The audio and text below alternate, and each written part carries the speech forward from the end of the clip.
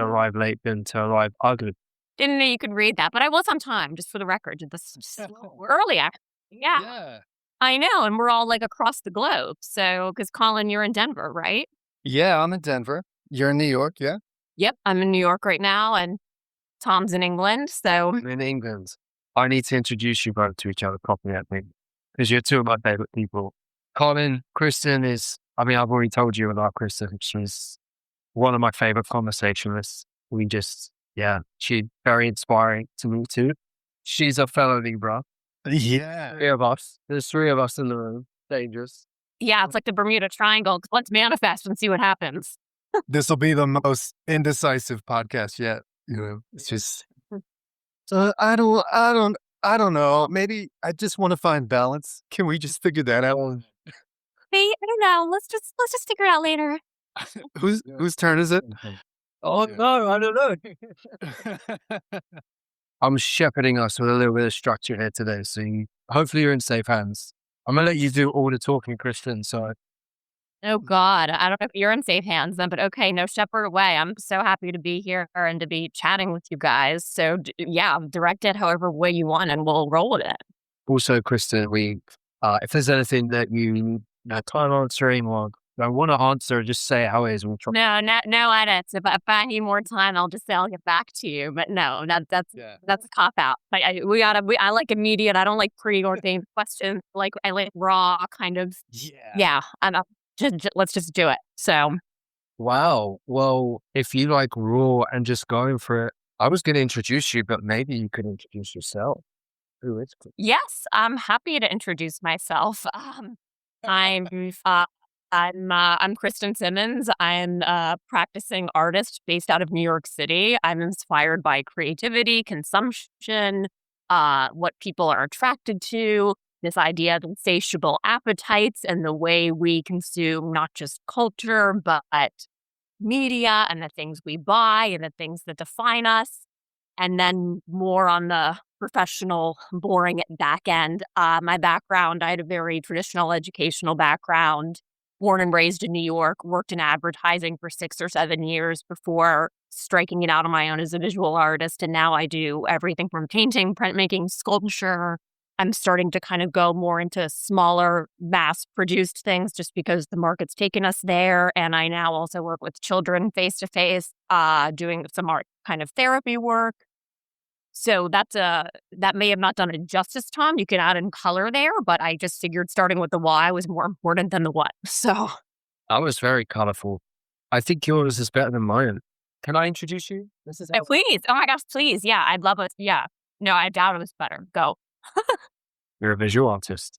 I would say your work is very challenging. There's a lot of irony that bleeds out of it.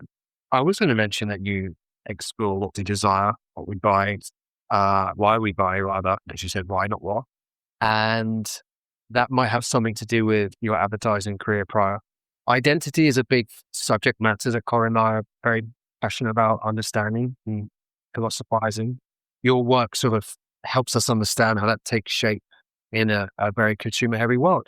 Yeah. That was great. That was better than mine. I don't want to take credit for going back to the Libra thing. It's like I don't want the spotlight too much. It's like I don't want to say that it does this. It does whatever you want it to do, So, but the third party perspective. That's the general.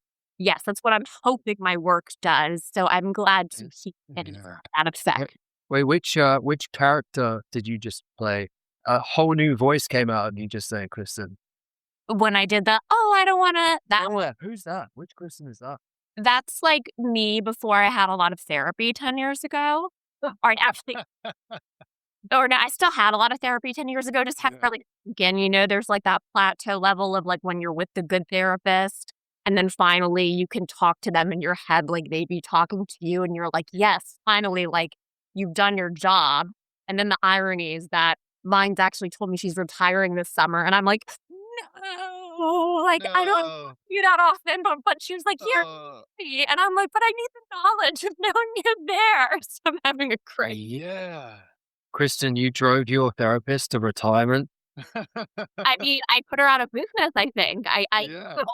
She was like, work here is done. I don't know what to say. You already know it's not that I'm a perfect human being, but you already know your flaws and how to talk yourself out of them. You're just repeating the stuff that I would tell you. And I'm like, but what about just not having the flaws? The journey never ends. Oh, no. And all of your work bleeds irony, not just the visual stuff, but the characters too. I enjoy pop art because I think it's the most accessible way people can access art. It's kind of like the original like Midjourney or online where you're Yeah. taking images that people already know. And I know it's a cliche, but just going back to Warhol, you're taking things people recognize without Mhm. whether you're, a student or a 75-year-old man or a postal worker or a business person. And you're doing something with it that either makes people say cool, not cool, or I don't really care.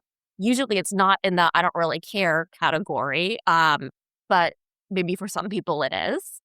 And I'm just part of the pleasure of being an artist and doing what I do is the greatest reward isn't obviously no one does it for the money. Selling the work is of course lovely, but the greatest reward is when people can say, I saw this and it made me think of this. And it takes me into like a whole different level of thinking that I wasn't even intending within the piece when I made it, or a whole other way that I didn't even see it sometimes. Because I do try to create meaning and pull together irony and symbolism. And it's kind of like an onion where you unwrap all these layers and it's not just about one thing, but it's also dependent on the viewer, which is kind of like a very Virginia Woolf thing. It completely depends on like whose perspective it is, on who's seeing it. So I can tell you I've been overflowed with just normal memories of products, or in this case, a $50 bill with yeah.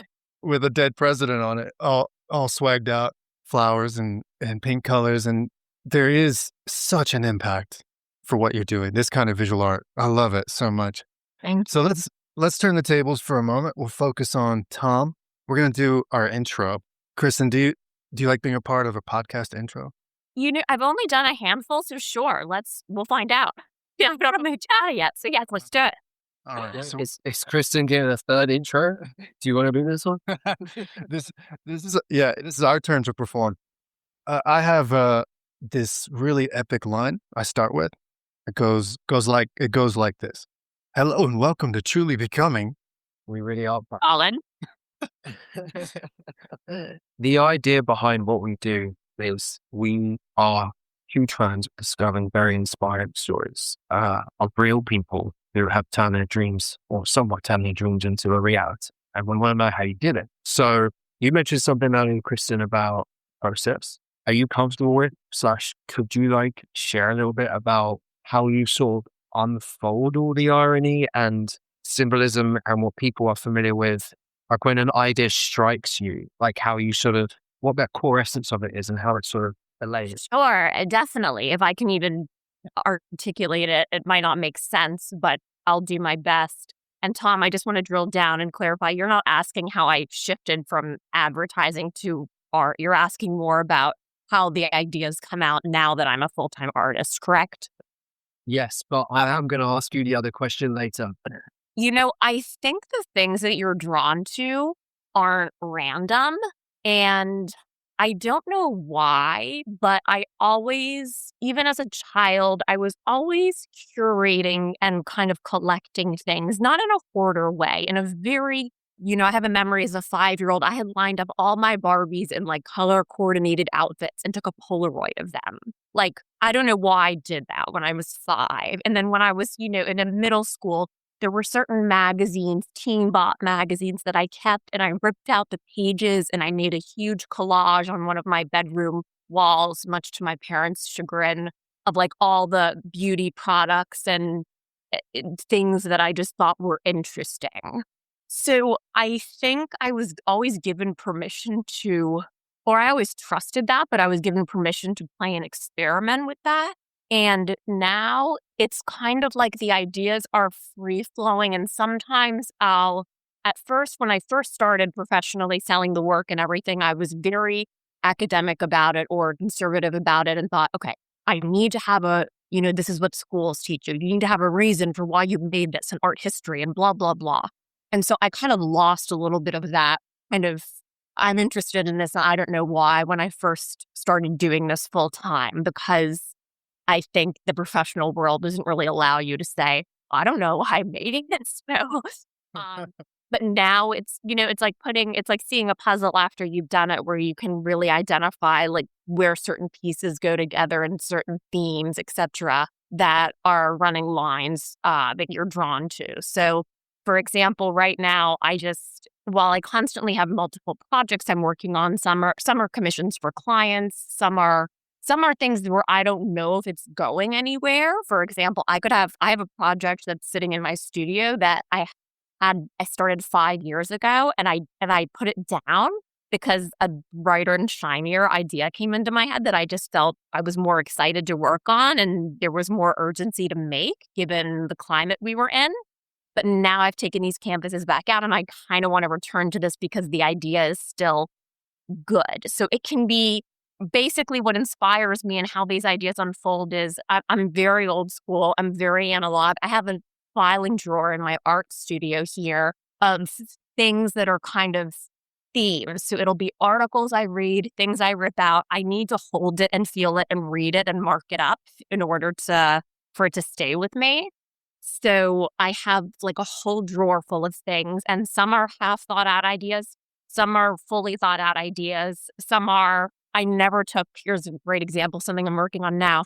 I never took chem in high school, and I don't know how I even got into college without taking chem, but the periodic table of elements is really interesting to me. And I was thinking, what if there's a way to apply that to certain like phenomenons and like a periodic table of a Libra, for example. And I know people have done this and they've done things like this, but for me, it's a way to stick to the rigidity of like what are certain elements and make sure that everything lines up, like finding a way to have it line up and not just be random symbols, because now I'm going to really dumb down myself. I don't even know what the separate, but they're the separate, one of you could probably tell me, the 4 different types of atoms or whatever, and then they hyperlink to something else. So I want to kind of come up, I don't know if it's about astrology or maybe something else, maybe it's about millennials, but I'd love to just, one, it's a way for me to understand that since I never learned it myself, and 2, it's something that's instantly recognizable to people, but if you're putting it in plain English, it makes it very approachable.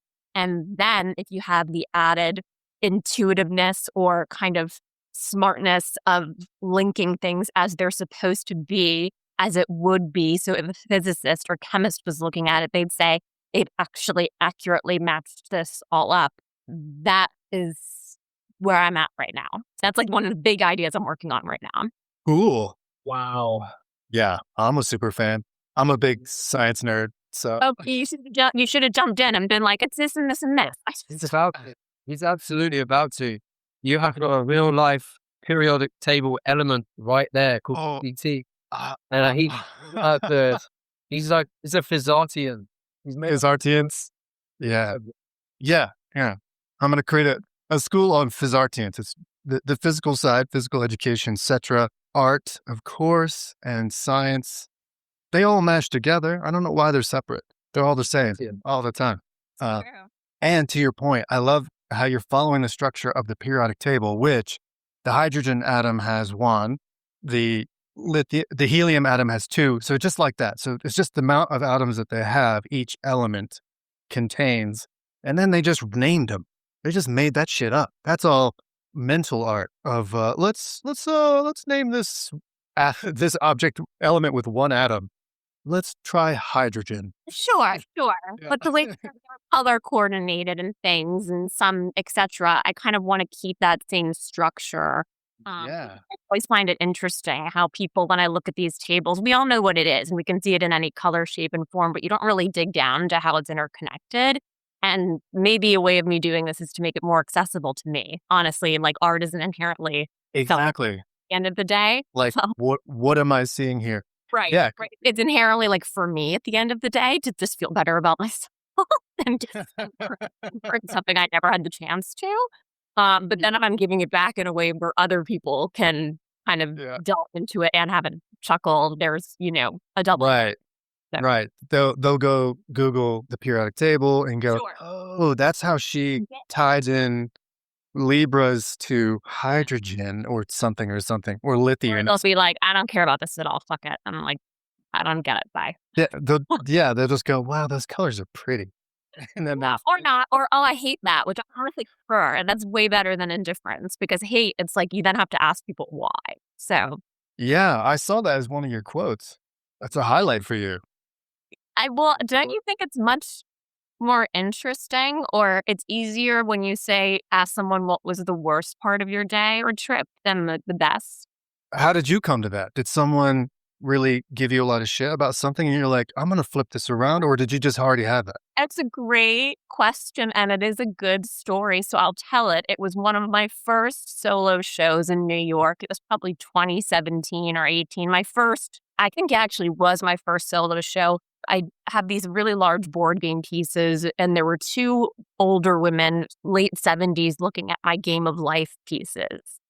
And one of the cool thing about art is no one really knows what you look like or if you're the artist or not. So unless you're wearing a shirt that says I'm the artist, they just think you're there viewing it with them. Yes. So people will speak freely. And I was a little nervous because there was a lot of profanity and kind of definitely R-rated themes on those life boards. And I could tell they were reading and looking at it very carefully. And one of the women, I'm standing behind them far enough to hear them, but not look like I'm creeping up on them. And one of the women says, I just love it. And the other goes, I hate it.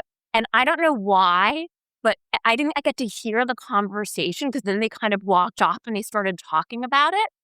But for me, that means you made some sort of impact. And I think there's too many things in our culture. Everything is distilled down. And this is one of the reasons I was frustrated with advertising. You put like an idea that's really provocative or unusual on the table and it gets watered down 10% because of liability, company standards, et cetera, et cetera. We see so many images per day and consume so much content visually that what actually makes us stop sometimes are things that we don't like, but that's more powerful than seeing something that makes you feel indifferent. And it's like back to that old adage, the opposite of love isn't hate, it's indifference.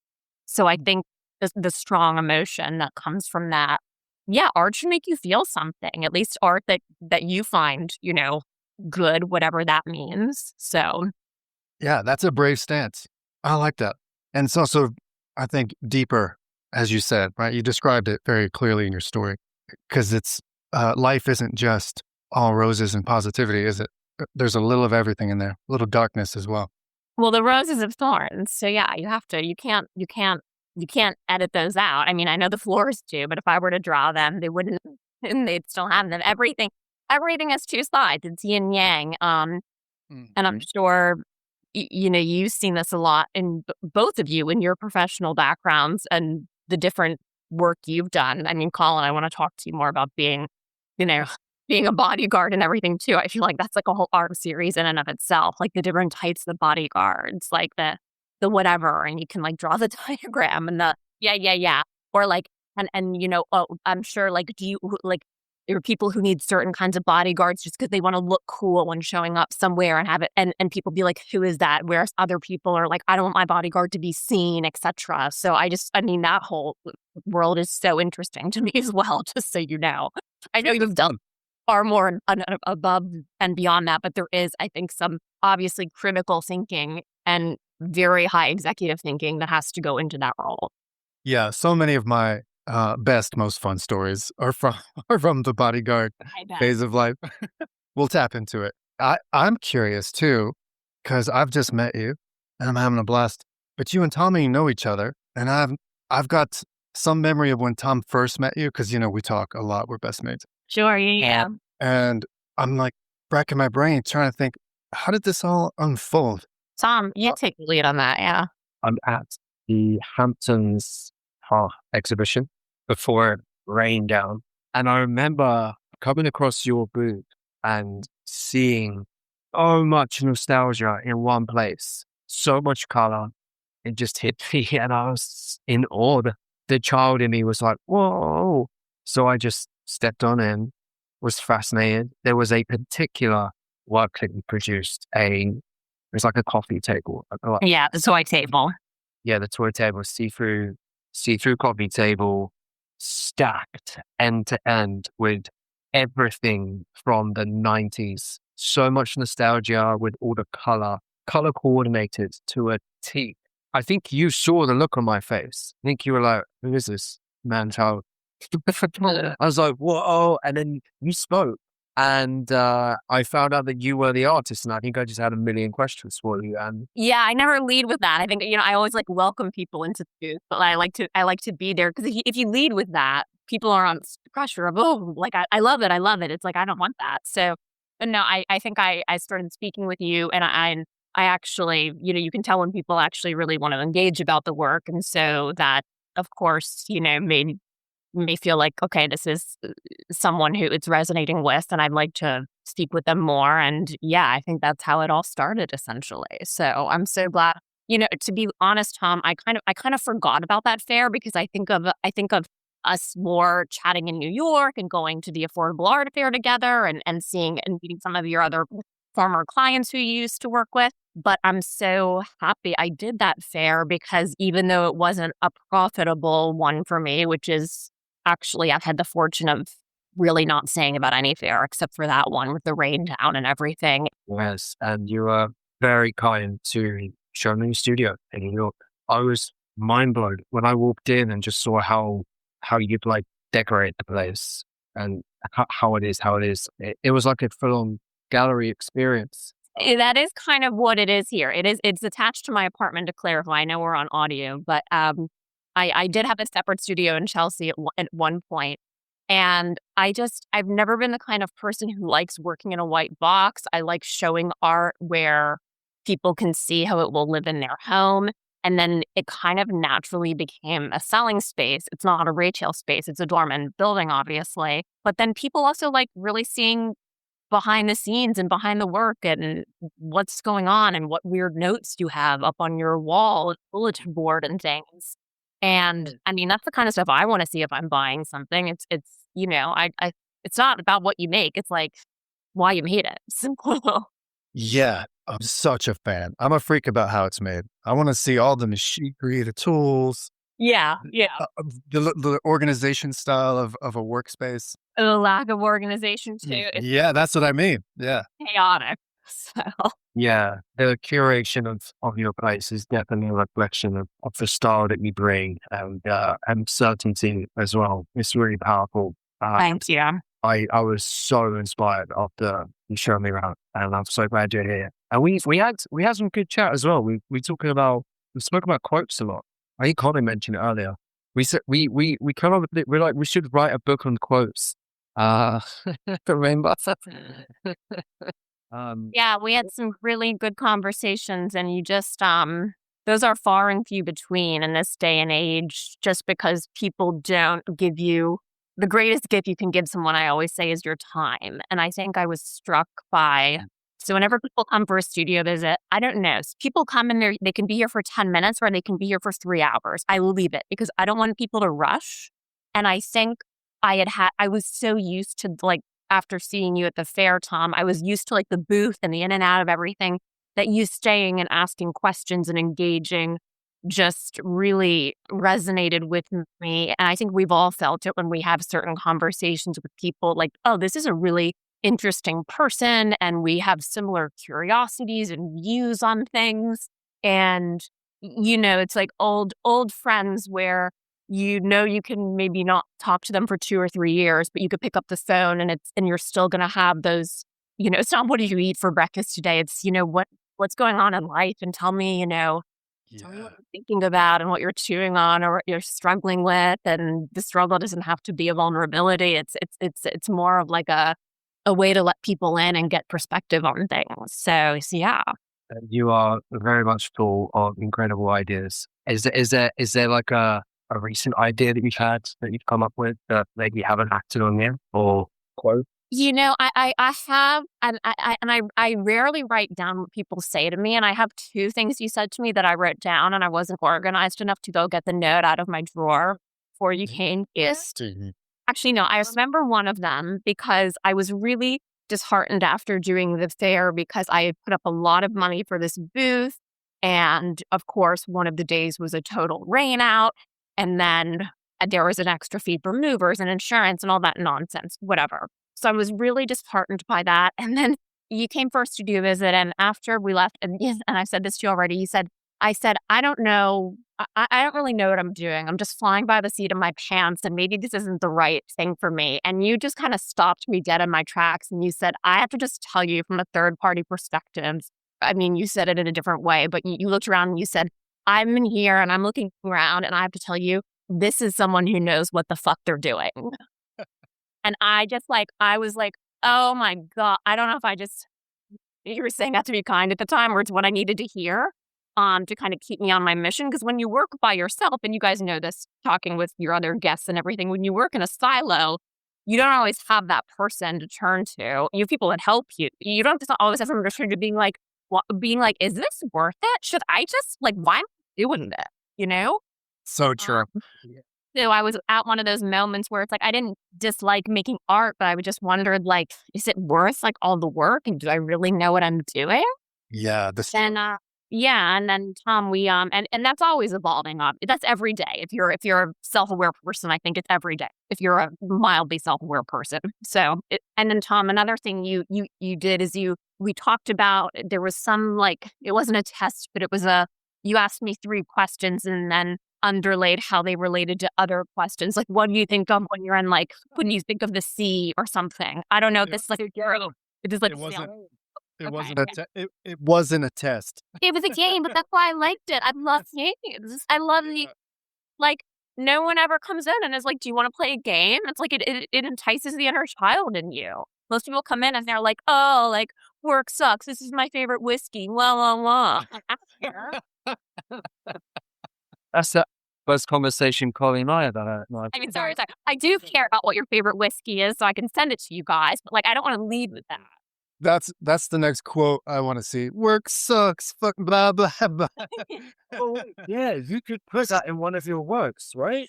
Just put that as the excerpt clip for below this podcast and see if it completely tanks your audio listeners or if it actually intrigues them because it is relatable. Yeah, big time. I want to add something, Kristen, because what you said kind of gave me some goosebumps. Yes, when I looked around your place, the elite level of consistency in the aesthetics, the space, the sheer amount of works that you've produced, you are so far down the road that I can understand where you're coming from because I guess when sometimes we're surrounded by our loved ones or someone really close to us, we're going to get that, support. We're going to get that, yeah, keep doing what you're doing, or you're doing, you're great. And then sometimes it's is that actually real or is that a little bit of disillusional love going on? What the hell is happening? Why does my mother laugh hysterically at my stand-up comedy routine in the living room and yet when I go on stage, nobody laughs? Right. Well, you also have to remember, put it on the yin yang. I'm coming from the wasp land where it's how do you make money? Why are you're never a prophet in your own holy land. It's so where are you these days? Every week with my dad, what are you doing? Where are you now? And it's there's no, they just think it's crazy. And maybe that's better that there's some criticism coming from it too. And my husband's like this too. He wasn't like this when we first met, but he's an entrepreneur also. And so sometimes he'll come in the studio and be like, why are you doing? I'm like, excuse me, I didn't invite you in here to just ask me a question right now. I don't hop into a conference call when you're on a Zoom and interrupt and say, why did you phrase it that way to those people? So maybe it's a good thing having your inner circle be your worst critic too, or the most indifferent viewers. Maybe. Honesty. I mean, maybe we can explore. It definitely sounds like not. No, we'll drop stuff. I need balance. Yeah, our motto. Kristen, you used or was it you, Colin? Someone used the rose and thorns analogy earlier. He started it and I finished. We balanced it. We closed the loop. Then I'm about to tear it back open and jump right in the middle of it. Good. So let's just say that the works that you've produced so far is the blossomed rose, right? Can you tell us about a moment maybe in your artistic endeavor that felt like you were climbing up a bunch of thorns and it was like hard, challenging? Why the hell am I doing this? Do you have a moment like that? Totally. Again, like the rose, I'll expand on the metaphor. It's like every year there's like a winter and a spring when the thorns come out and there are things that are harder than others. I'd say about 2 years into the hardest part, and this isn't something I hide, but I don't really speak about it like too publicly unless it comes up. So I'm happy you asked, and I'm happy to share it here. But about like 2 years into my artistic career, I became like very dependent on opioids to function. And or not to function. I'd call it to overly function because I was coming from a world of you always have to work. And then if you do get to do your art, that should feel ecstatic. And then shifting from, okay, I'm not at a desk job anymore, so I'm making art all the time. But if I don't feel good about it all the time, maybe I'm doing something wrong. And I just became, hooked for like a year, maybe. It never really got totally out of control, but it was,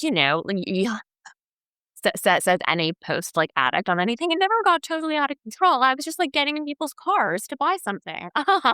And so I've been, I drink alcohol. I'm not an alcoholic, but I think a lot of people got, very sucked into that cycle where we were, at least in America and globally at that time, with the rise of, pharmaceutical pain pills and everything. And for me, I've always been kind of like high and happy at a baseline and positive, but it's not allowing myself to rest. That euphoria that the drug brought me would just allow myself to kind of keep going through the motions and keep making stuff and feeling happy about it while making it, if that makes sense. Some Sure. people don't know that feeling at all. Like for example, I never liked weed. I don't smoke it. It doesn't do anything for me. Some people get sick on opioids, whatever. So this was my drug of choice. Yeah. Wow. And it was just like it got to a point where I didn't want to be spending money on that and doing that. And I needed to work on giving myself permission to rest and work and maybe be unhappy at times and be okay with that, even though I created this life for myself that I was so grateful to have and had support. So I think that was a huge kind of like side of thorns climbing up that, and a lot of why my work deals with that too, because trying to understand, my own addiction, or we all have different addictions, for certain things and what they bring us and what are we really facing when, at the end of the day, and want to be bleak, at the end of the day, it's really just death that we're running towards. But, it's so why we're running. So true. So just working on kind of chemically unraveling that, figuring out, okay, it's okay to work less, even if you're not making as much money, and you need to be okay with that. That's just part of what it is. You can't medicate that feeling or that emptiness away. Yeah, I'd really say that might not be my final answer, Tom, but that's what came to mind first when you asked that question. When I look back at the past 10 years or so. Thank you for sharing that with us. That is So kind. Yeah. So generous to share that. I'm happy to, and it's really, really hard. And so anyone who's listening who's like dealing with like substance abuse issues, it's just like, I get it. We all have it. It might not be a substance, but it's, you need a lot of help and you need a lot of support. And I encourage people, like anyone who's listening right now, it's never, ever too late to like, again, one day at a time. It's never too late to like reach out and ask for help if you need it. So true. Absolutely. It's a great message. maybe that was a point, and correct me if I'm wrong, Kristin, but was that a point where you really were questioning like this was the path for you?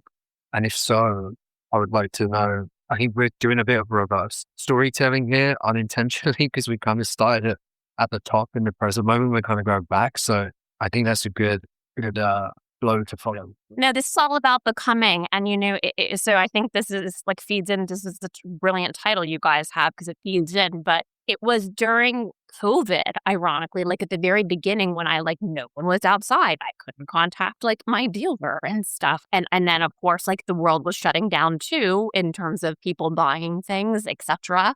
I think that all kind of But COVID also gave me the time to really like do that work and Zoom and introspect on myself and take a break from some of the constant art making and going to shows and smiling and, doing the art circuits and everything. COVID like allowed me that time to actually rest. And of course, I went into COVID like everyone with this long list of, I'm going to learn Italian and I'm going to whatever, and it's like, you don't have to do any of that. Like, it's okay just to rest, Krista. Like that's like the message that came out of like all this work that I did and kind of getting myself to a place where I didn't want to, pick up a pill to medicate an uncomfortable feeling. Even though we're kind of reverse storytelling. No, we're going backwards even more, I think. Yeah. We're going to keep going backwards because Yeah. actually, you mentioned something earlier about how we're constantly running towards our death. And there was an epic book called Wake Up that I read recently. The author describes how our future is constantly moving towards us. So we get to choose like how we move towards it. So this kind of conveyor belt of going backwards through time. Hopefully I'm not confusing everyone. There was a moment at the front end of you becoming an artist. And remind me, what year did you make the jump? I made the full leap in 2017. I was still kind of in one foot out, one foot of agency and corporate world in 2016. And I still do some agency work. I had some clients that followed me. I still loved branding work I'll do if it's the right fit and client and everything. But that's like few and far. Sorry, not to like thread that out there like a dangling carrot. But that's a little less. We can do that. All right. Here's the question. Which, if any brand in the world needed to use Kristin Simmons services, what brand would that be and why? Oh my God, like a bank probably, or health insurance.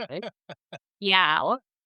Because they all look the same. It's like all some generically blue or green shit when it's like, okay, you're not environmentally conscious. You're going to put that at your end of your report just for whatever.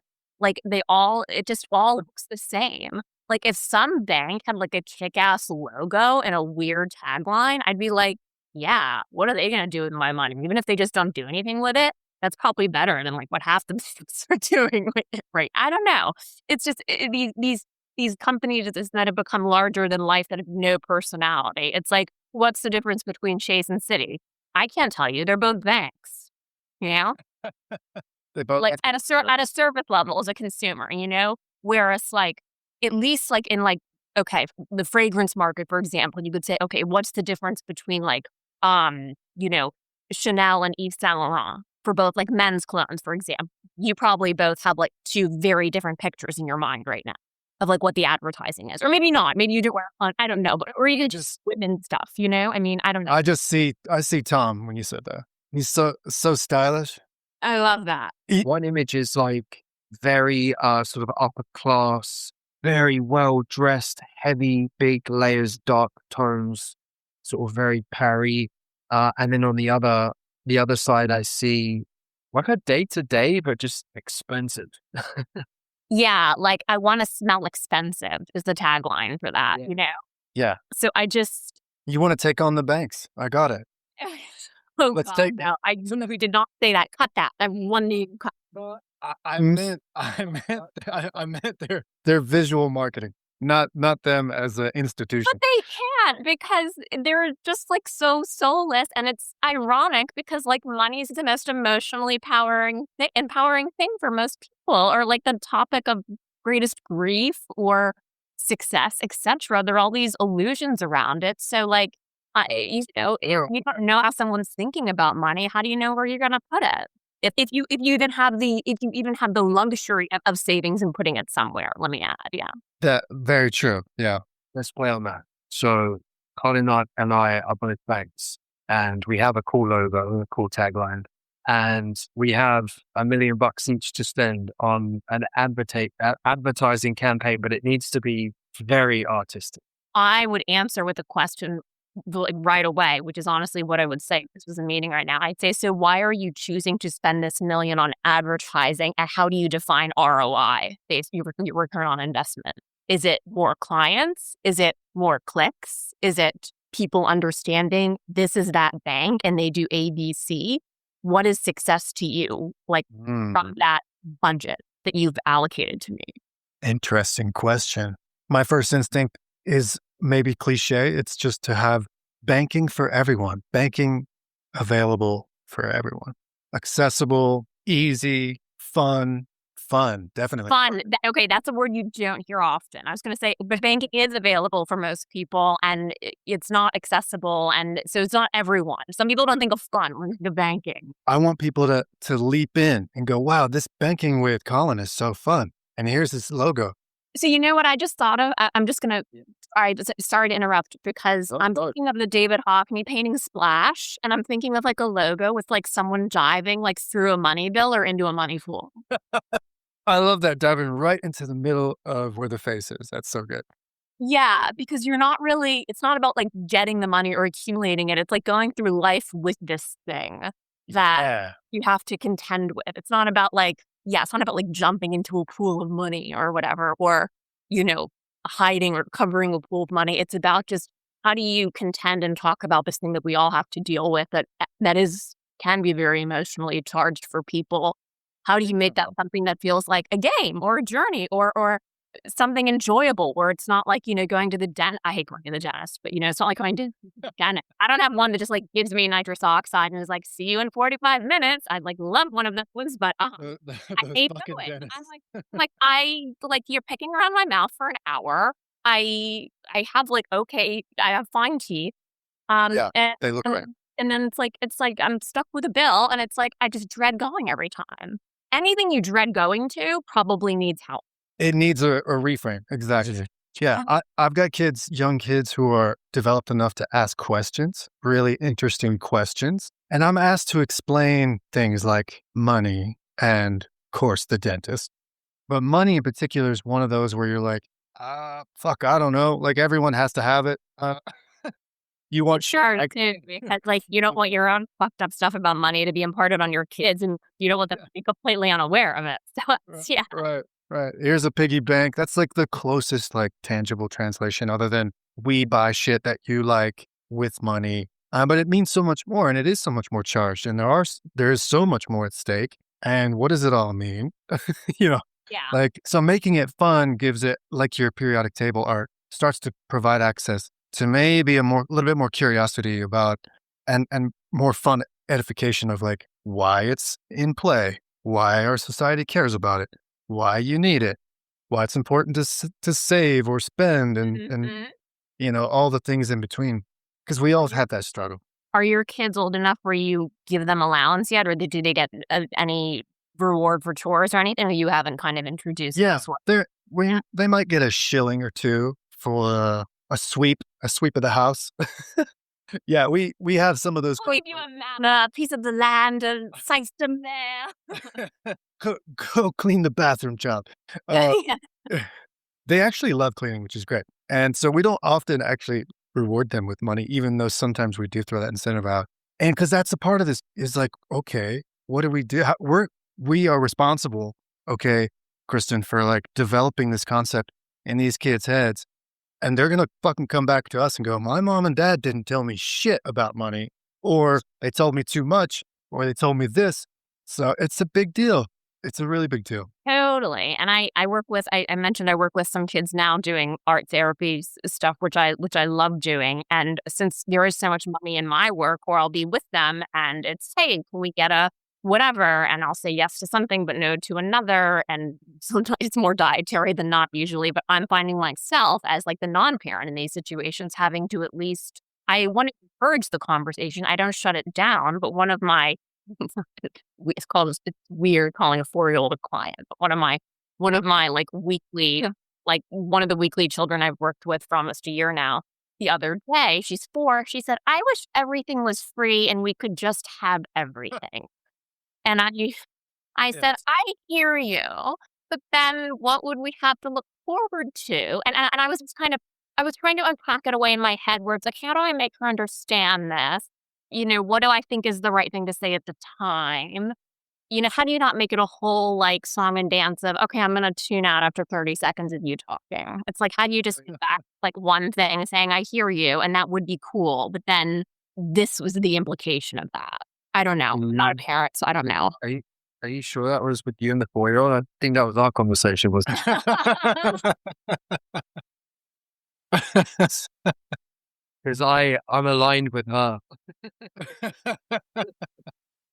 Well, honestly, no, but this is what I love about kids. It's like I totally have days like that too, where I'm like, I don't want to go to work. Like, I don't want to do this. We all have those days, but I don't know, it makes the things that are rewarding so much sweeter, but it's hard to explain that to a kid because everything, not for all children, of course, but everything is kind of sweet and new and novel at that age. And you don't have patience because everything feels like it's taking a fucking million minutes because it is in relation to the percentage of your life that you're alive. Waiting for the train for 5 minutes is a much greater percentage of that person's life than of mine. So Kim meltdown. I totally understand. Yeah. At the beginning of this conversation, you actually started talking about yourself as a child. I am a child. So the Kristin that you were talking about, the one that had all the curiosity and started loading up the Barbies and taking photos. And so if she walked through your art gallery now and had a look at all your works, how do you think she'd react? Oh, see, this is Tom. This is the brilliance of you of the way you phrase these questions because I think I don't know. This is one of your very special qualities. I think to ask questions that at least I do believe you care about the answer to, but at the heart of it, probably are gonna. Sorry, that was like the cynical, like salesman part of me. You just calling. I like all bullshit and stir a little when I. Yeah, we're not in a pitching room at the bank now. We've moved on. Yeah, let's see who wants to sponsor your show in a few weeks, and then you can say, okay. I think she would be amazed and so proud of me. And it's like, that's why it's so important to keep your inner child there and to listen to them too. It's like, if you're not treating yourself how, like, the person who should care of you, assuming you don't come from any, abusive background, assuming you come from a whatever baseline childhood we're talking about, like, treat yourself the way you would treat like a child, essentially. If you're not doing that, and I have to remind myself constantly. And that's ties back into like the opioids and the sleeping and whatever. And then like making time for play and making time for like the things that you're curious about. Just like go have fun and explore that. There doesn't need to be an end goal to it. I think she'd be so proud. So I really appreciate that question because I'd never really thought about it. And you have to remind yourself, again, becoming like, look how far you've come. I mean, what would your inner children say to you if they saw you having this relationship now and just the cosmic luck of you two meeting each other and hearing that story too. And now of like the three of us being here and how, I mean, if you were a kid, like you're a younger kid right now, she'd be saying also to both of you, like, look at how much you've done. Can you believe like you're where you are in life right now? Because it's really extraordinary. That's a kind reflection. Thank you. It's accurate. I'm sorry. Not everyone is people just need to do stuff sometimes. And I say it's always like the hardest thing to do is to just start. And I kind of yelled at Tom about this on the phone in July because he was like, do I do this? Do I not do this? Blah, blah, blah. And we get into like the Libra thing. And I'm like, dude, I would say, what's the worst that could happen? No one listens. We have a great conversation for an hour. It's not wasted time to me because I'm enjoying the conversation. Hopefully it's not wasted time to you either. Or what's the worst that could happen? Take the risk. Take the risk or lose the chance. It's just like, that's it. I like that one too. It's a good quote. A very good quote. You have other quotes? Not on the top of my head right now. They kind of just come out, and I don't think they're all mine. Nothing's ever all ours originally. It's like I love that question. Well, do you make all your own art? Well, yes, it's okay. But then it's okay. Well, I didn't make the canvas. I didn't make the paint. It's like, how far do you have to go into like? And some people are very specific. My hand touches everything at some point if I'm selling it, obviously. But I don't have like a Jeff Koons factory where there are like 30,000 people working on something. But that's another question. Is it still, if it's your idea? I mean, Elon Musk isn't making his cars, but it was his idea. Or maybe he is. I don't know. I don't really care, honestly. I actually don't even like the grind that happens too. It's another bodyguard story for me, but we'll do that another time. For one earlier. It's a teaser. Yeah, now you can't dangle that. No. Sorry. I mean, Betty White did kiss this cheek. So just saying, talk about pop art. you should have taken like a Q-tip with a DNA swab, and then if you ever want to frame her, you could just like keep it like a little storage unit somewhere of like, Oh, shit. yeah. Braver. I was I thinking, just went so dark to that. Like, Yeah, you went framing. I was thinking you were going to say clone her, but yeah. I guess I could frame the rest in peace. But she just cloned her. she also gave me a sweaty hand of ooh, $60. She gave me $60. She tipped me. She gave me a handshake. did you say that? And right from that, I would have. That's a great art project. I mean, obviously, to use that, you need to use the money. but I don't know. I mean, I would do that. I would do that if I could. I think that'd be so cool. You know, that would have been a really smart thing to do. All I have is the wonderful story. I've got no other mementos or. You don't know. It might come back to you. This bill. I don't have any saliva left over from her lips. Speaking of framing things on walls, Krista, Well done, mate. I do. Kristen, if you could walk into any gallery or museum in the world and see your art right there on display, where would it be and why? Okay, so great question. And the answer is actually the Whitney. And my work actually has been at the Whitney. It was there for the 2016 bicentennial. And the greatest part was it was part of here. So it wasn't there physically, but they had like a slideshow on an old 80s projector as part of this like art as finance thing they were doing. And I had submitted to it months ago and hadn't thought twice about it. They never notified me that they actually like took the picture. And so I'm there with like an art class that I'm in right now. And my stock certificate like goes up on one of the computers. And I'm like, what the fuck is happening right now? So, but to intentionally be there. So that was very cool. So this is another thing I tell people, like, listen, just apply to stuff. You don't know. You're not always going to hear if you get stuff. But like, oh my gosh, I'm so happy I did that because I can say now, yeah, like my work has been in the Whitney, not in the conventional sense, but it's been there. Maybe Whitney now or MoMA. I don't know. Yeah, I got to come back to you. Can I ask 2 questions from someone on the outside looking in?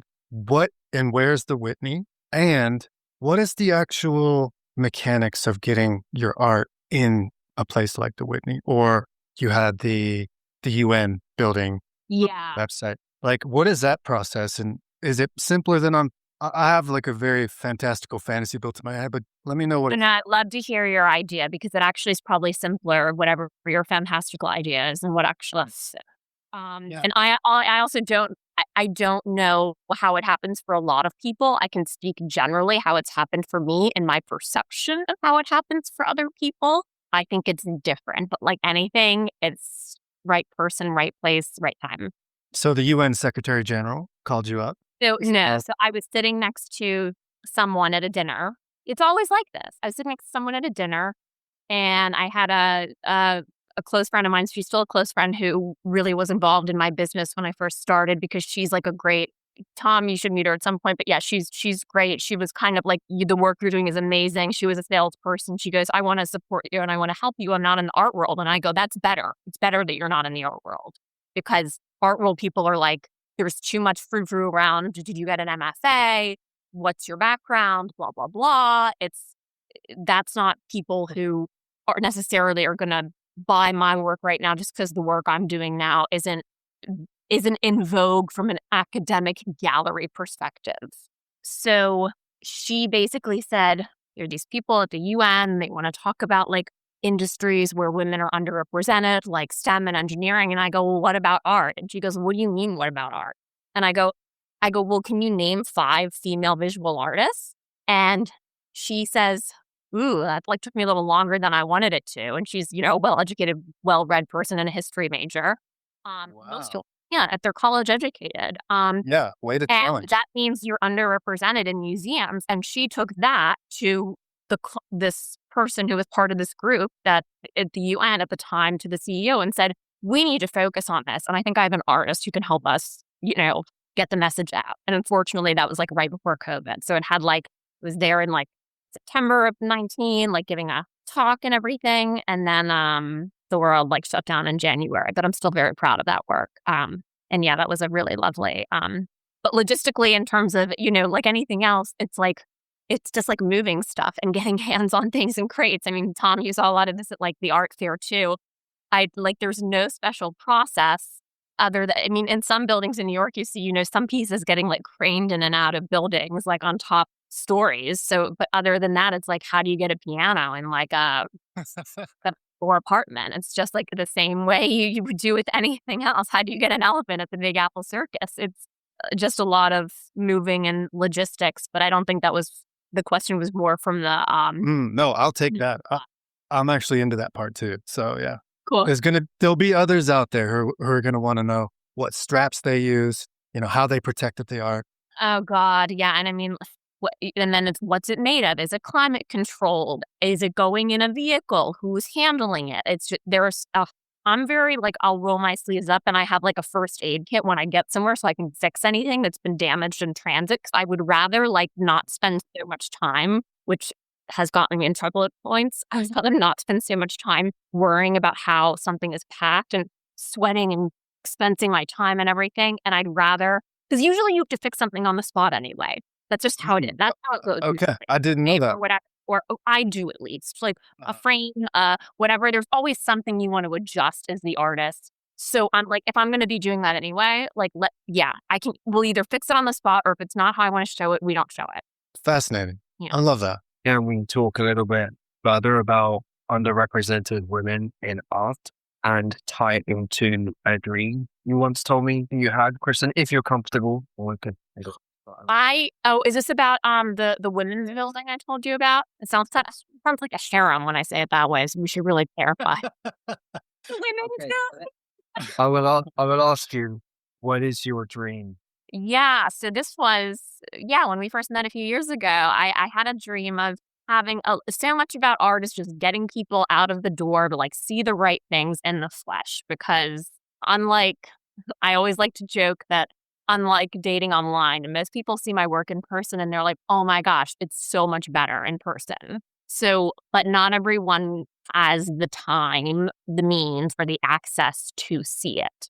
And I think that's true of almost any art we look at online, or when you think of your favorite piece of art, if you've seen it in person, you think about where you saw it in person as opposed to the online image, maybe when you're picturing yourself like in a room with it. So I had a dream, or I have a dream, or a fantasy. I don't know if it's a dream puts too much pressure on it, but I have if I had unlimited funds, it's more of the, if you had unlimited funds, what would you do? Question. Oh, great.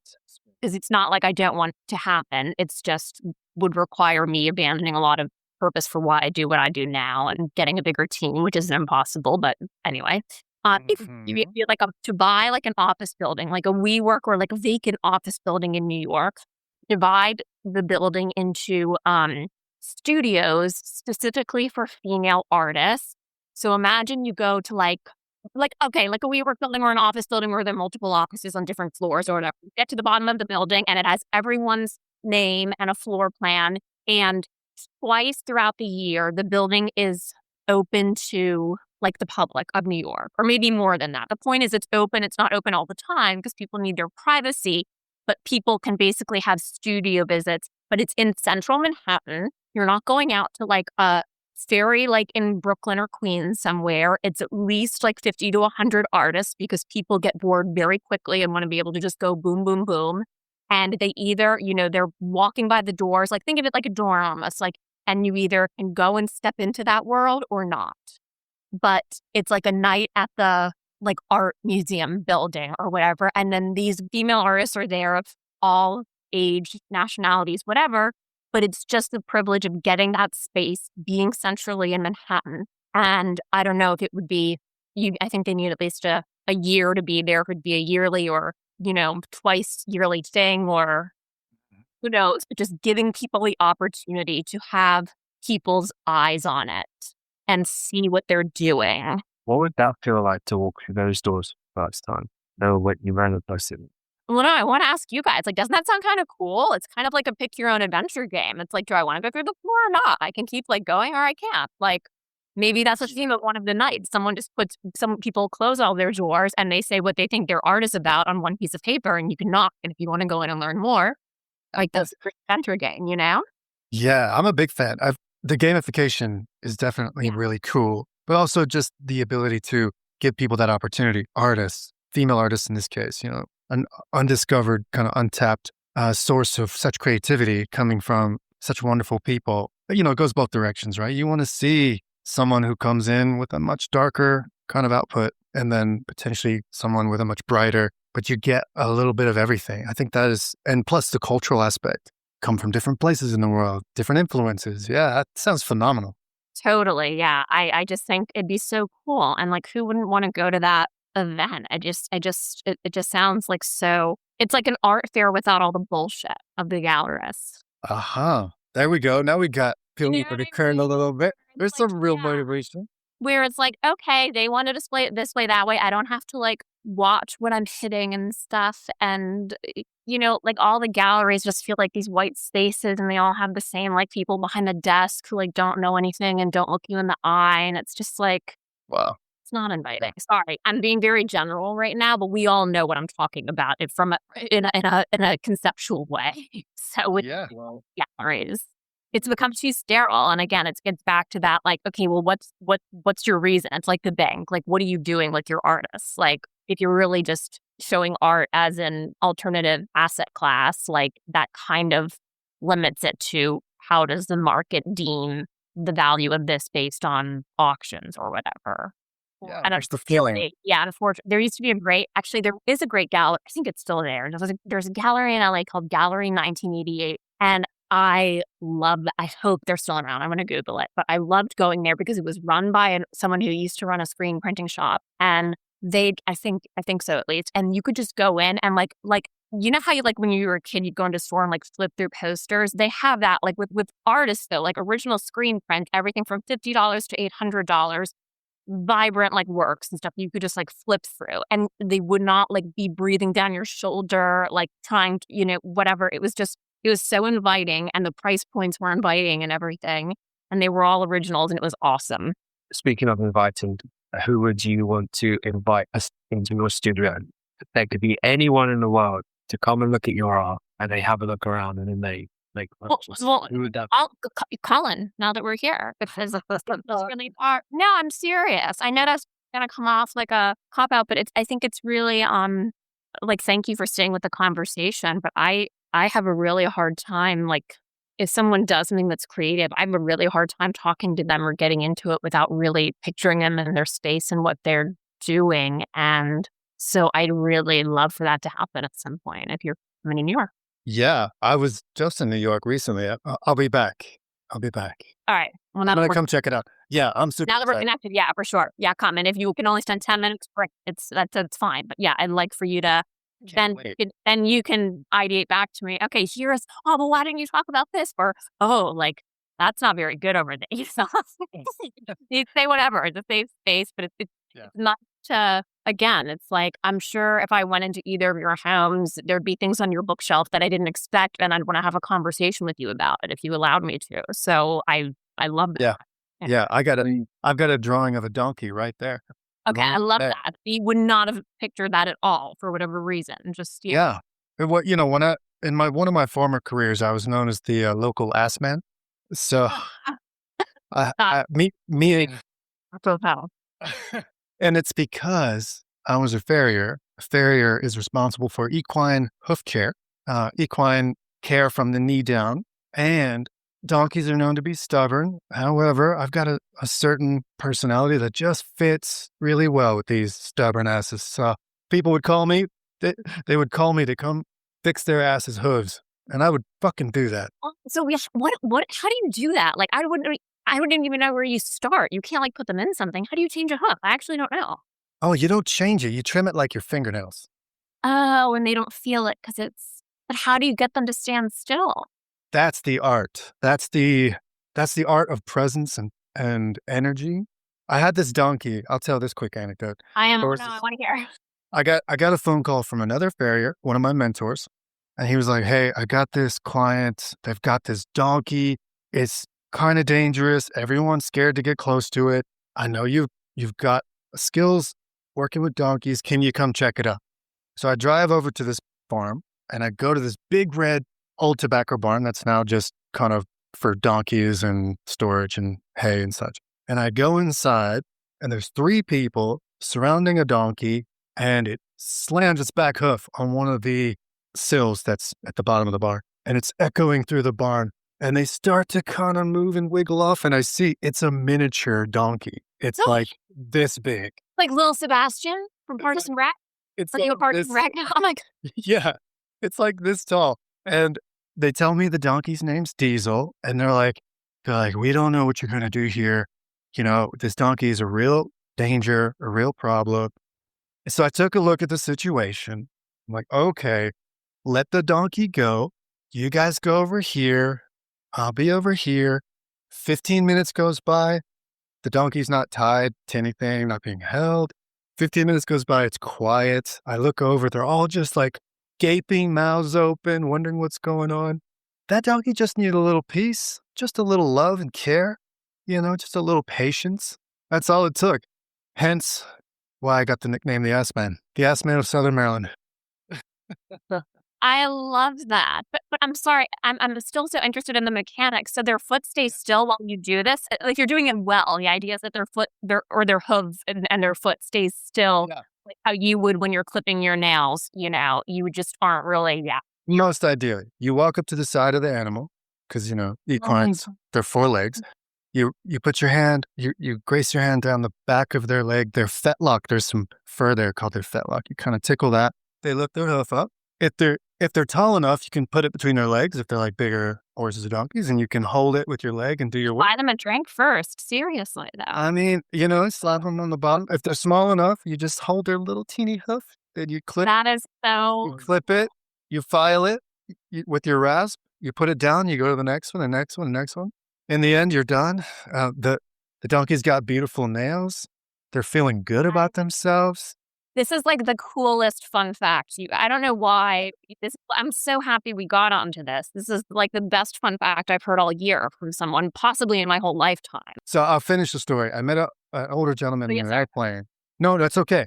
I just want to bow this up because this older gentleman on an airplane, he's an artist. He draws with these really wonderful oil colored pencils that he gets out of Germany.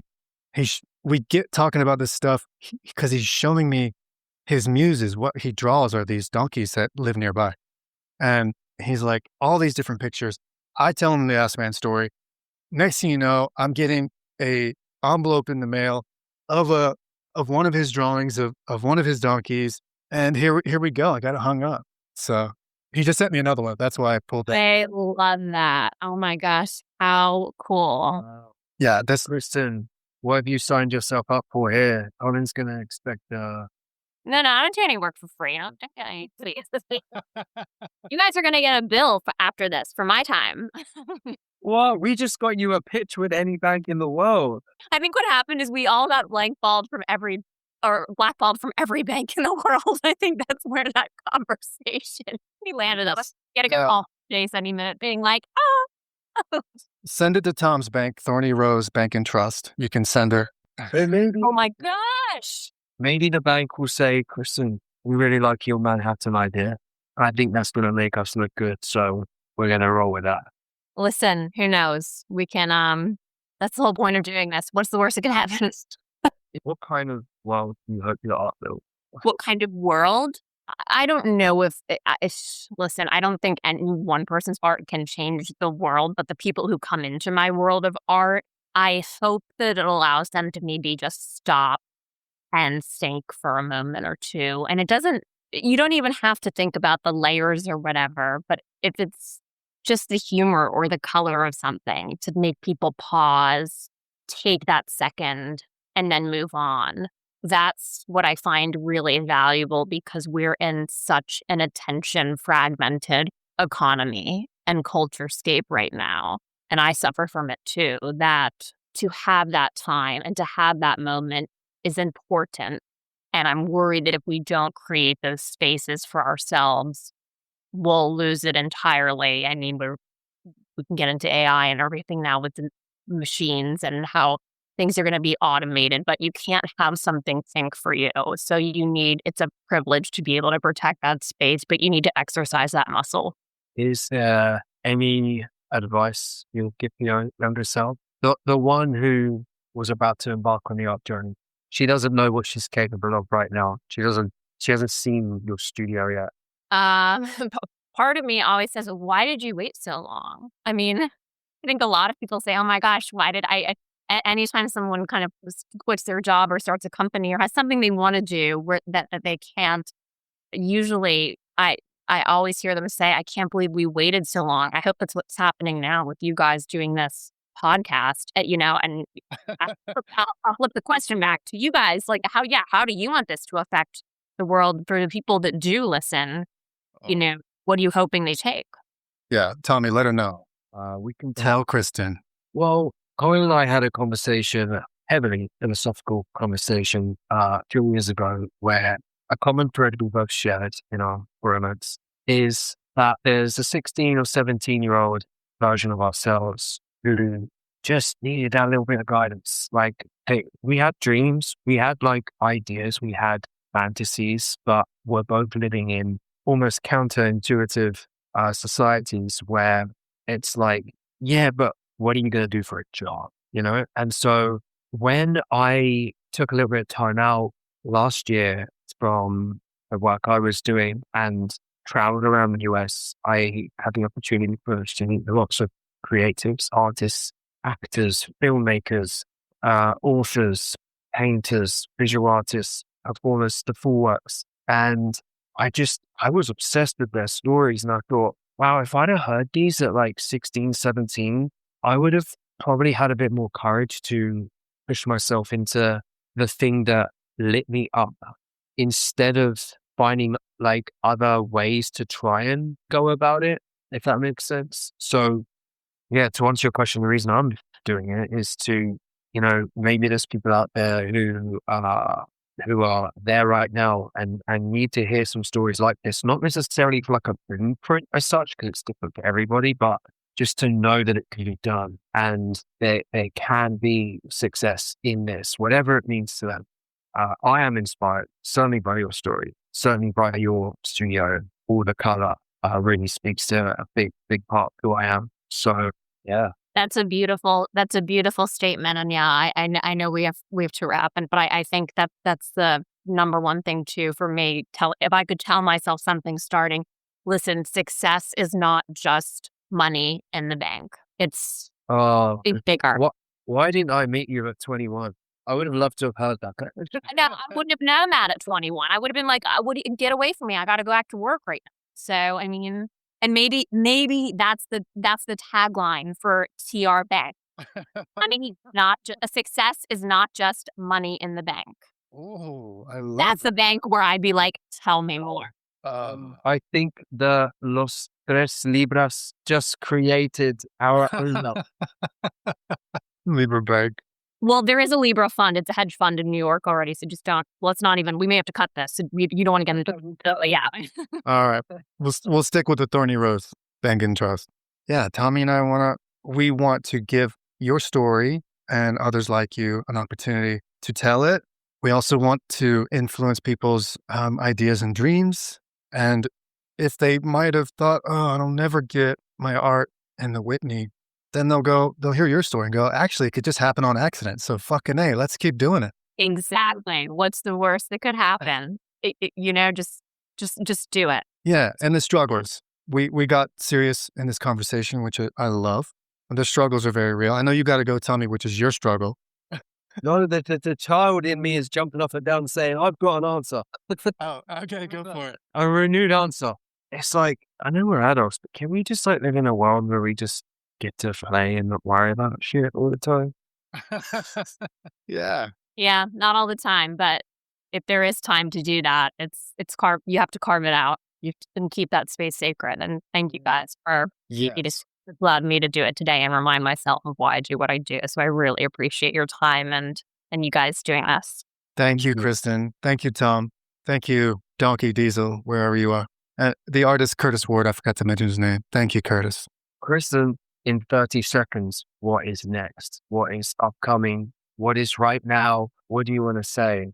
In less than 5 words, I haven't left the house yet today. And it's not that, I mean, it's 1:00 in New York, but still, and it's kind of, I'm not sure if it's going to rain or not. So I'm in 5 words or less. I'm just thinking, hopefully it doesn't rain today.